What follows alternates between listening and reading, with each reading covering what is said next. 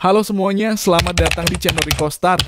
Channel ini adalah tempat di mana kita menggali keajaiban alam semesta, membawa Anda lebih dekat dengan misteri dan keindahan langit malam.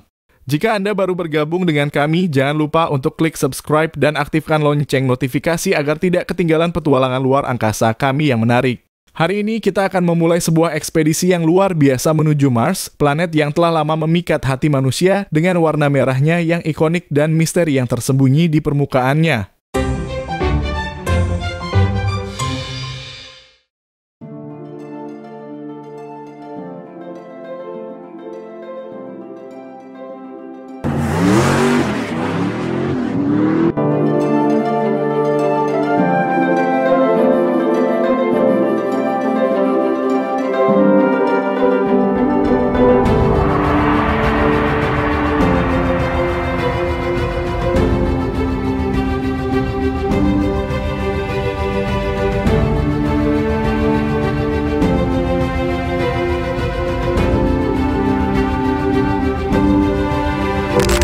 Mars, si planet merah, adalah planet keempat di tata surya kita, dan mungkin merupakan tujuan masa depan bagi umat manusia untuk mengeksplorasi lebih jauh dan, siapa tahu, suatu hari nanti tinggal di sana.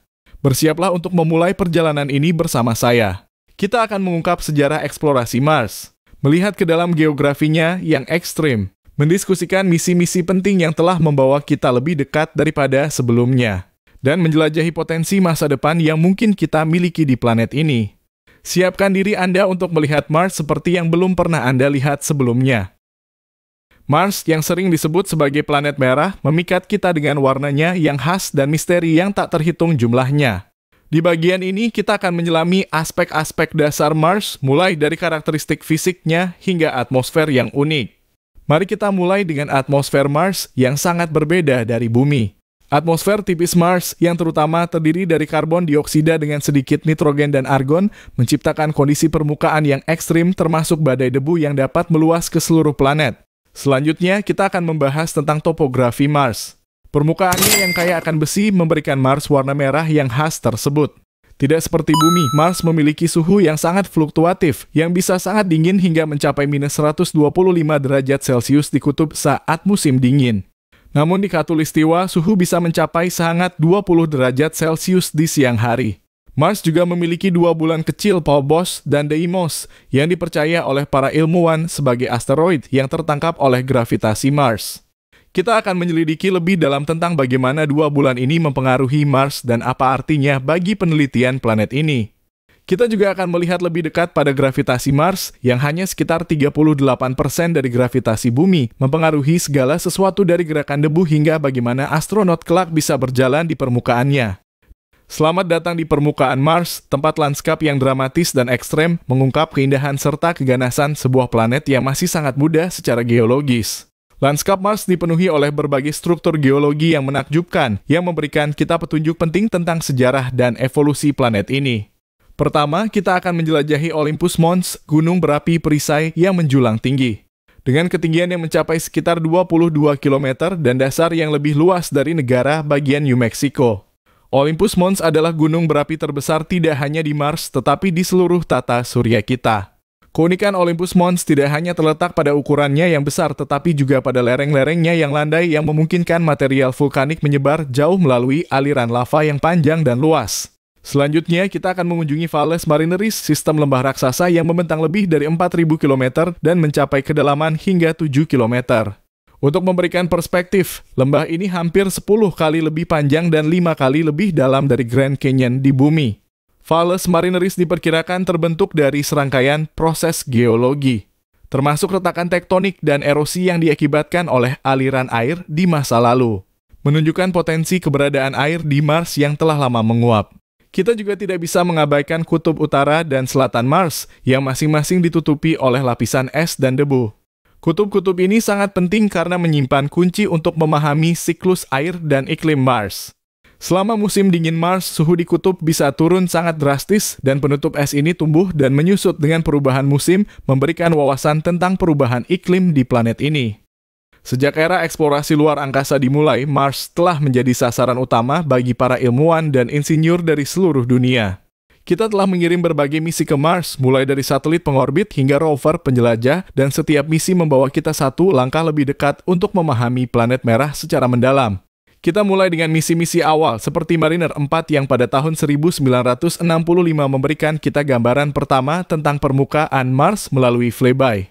Ini adalah momen penting karena untuk pertama kalinya manusia dapat melihat permukaan Mars secara langsung, membuka jendela baru dalam pemahaman kita tentang planet ini. Kemudian program Viking pada tahun 1970-an yang mencakup 2 lander dan 2 orbiter menandai era baru dengan melakukan eksperimen langsung di permukaan Mars. Viking 1 dan Viking 2 tidak hanya mengirim kembali ribuan gambar, tetapi juga melakukan pencarian pertama terhadap kehidupan mikroba Mars. Walaupun hasilnya ambigu dan masih menjadi topik debat ilmiah hingga saat ini. Memasuki era modern, Mars Exploration Rover Spirit dan Opportunities diluncurkan pada tahun 2003 dan telah memberikan pemahaman baru tentang lingkungan Mars yang kaya akan mineral. Kedua rover ini menemukan bukti bahwa air, kunci dari kehidupan seperti yang kita ketahui, pernah ada di permukaan Mars dalam jumlah yang cukup besar.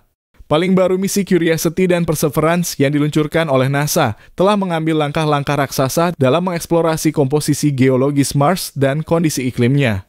Khususnya Perseverance, yang dilengkapi dengan alat-alat seperti drone Ingenuity, tidak hanya mencari tanda-tanda kehidupan kuno tetapi juga melakukan persiapan untuk misi manusia mendatang dengan menguji produksi oksigen dari atmosfer Mars. Salah satu misteri terbesar yang telah menggugah imajinasi umat manusia sejak lama adalah pertanyaan, apakah ada kehidupan di Mars? Eksplorasi yang kita lakukan tidak hanya mencari jawaban atas pertanyaan ini, tetapi juga mencari pemahaman lebih mendalam tentang potensi keberlanjutan kehidupan di planet lain. Pertama-tama, mari kita tinjau bukti air cair di Mars yang merupakan komponen esensial untuk kehidupan seperti yang kita kenal. Dengan menggunakan data dari misi seperti Mars Reconnaissance Orbiter dan Mars Express, ilmuwan telah menemukan bukti kuat adanya alur-alur dan pola di permukaan yang sangat mirip dengan aliran air di bumi. Lebih jauh lagi, rover Curiosity telah mendeteksi mineral tanah liat yang biasanya terbentuk dalam air, menunjukkan bahwa Mars pernah memiliki lingkungan yang basah dan mungkin kondusif untuk kehidupan mikroba. Selain itu, penemuan metana yang fluktuatif di atmosfer Mars oleh rover Curiosity dan penelitian terbaru oleh Trace Gas Orbiter menambah kerumitan misteri ini. Di bumi, sebagian besar metana di atmosfer adalah produk dari kegiatan biologis yang menimbulkan pertanyaan menarik, apakah mungkin bahwa sumber metana di Mars juga biologis? Sementara proses geokimia non-biologis juga bisa menghasilkan metana, keberadaan gas ini menunjukkan kemungkinan aktivitas geologis atau biologis yang masih aktif. Terakhir, misi terbaru seperti ExoMars yang diluncurkan oleh ESA dan Roscosmos, dan Mars 2020 Perseverance Rover dari NASA, dilengkapi dengan teknologi canggih untuk mengambil sampel dan menganalisisnya secara langsung di Mars. Mereka berupaya untuk menemukan biosignatur organik dalam batuan sedimen Mars yang dapat menunjukkan adanya kehidupan di Mars di masa lalu. Mengirim manusia ke Mars bukan lagi sekedar fantasi ilmiah, ini telah menjadi tujuan yang diusahakan secara serius oleh organisasi-organisasi seperti NASA, SpaceX, dan ESA. Dalam segmen ini, kita akan menjelajahi apa yang diperlukan untuk mewujudkan kolonisasi Mars, tantangan yang dihadapi, dan langkah-langkah yang sedang dilakukan untuk membuat impian ini menjadi kenyataan. Pertama, kita akan melihat infrastruktur yang diperlukan untuk mendukung kehidupan manusia di Mars.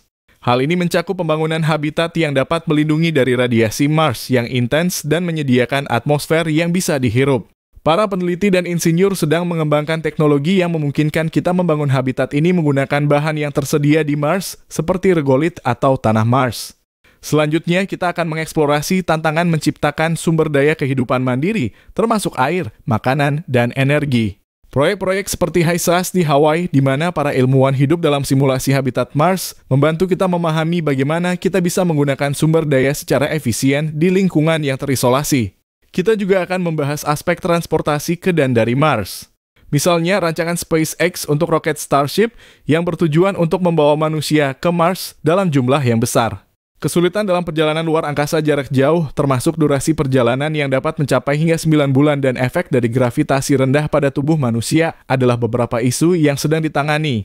Terakhir, kita akan mempertimbangkan implikasi sosial dan etis dari kolonisasi Mars. Ini termasuk pertanyaan-pertanyaan tentang kepemilikan dan pengelolaan sumber daya Mars, serta dampaknya terhadap hukum dan kebijakan internasional. Diskusi ini sangat penting karena akan membentuk bagaimana kita sebagai spesies akan memperlakukan planet baru ini.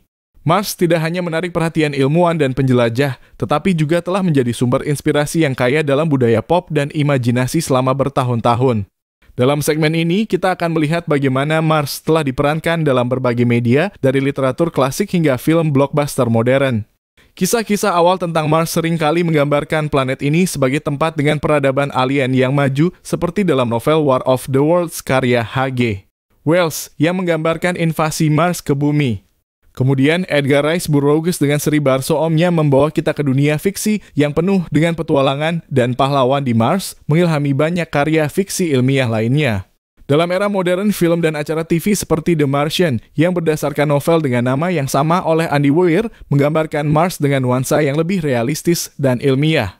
Film ini tidak hanya menyoroti tantangan bertahan hidup di Mars, tetapi juga menunjukkan kemungkinan teknologi dan sains yang bisa digunakan untuk hidup di sana. Penggambaran Mars dalam video game seperti Doom dan Surviving Mars juga memberikan sudut pandang unik terhadap planet ini, dari pertempuran melawan monster di dasar Mars hingga mengelola koloni yang berkelanjutan. Kehadiran Mars dalam berbagai bentuk media ini tidak hanya menunjukkan ketertarikan kita terhadap planet ini, tetapi juga mempengaruhi cara kita memikirkan dan merencanakan eksplorasi Mars di masa depan. Demikianlah sedikit tentang Mars, planet yang terus memicu imajinasi dan keingintahuan kita. Apakah Anda tertarik untuk melihat manusia menginjakkan kaki di Mars dalam hidup Anda? Bagikan pendapat Anda di komentar dan jangan lupa untuk like dan subscribe untuk lebih banyak konten luar angkasa yang menarik. Sampai jumpa di video berikutnya.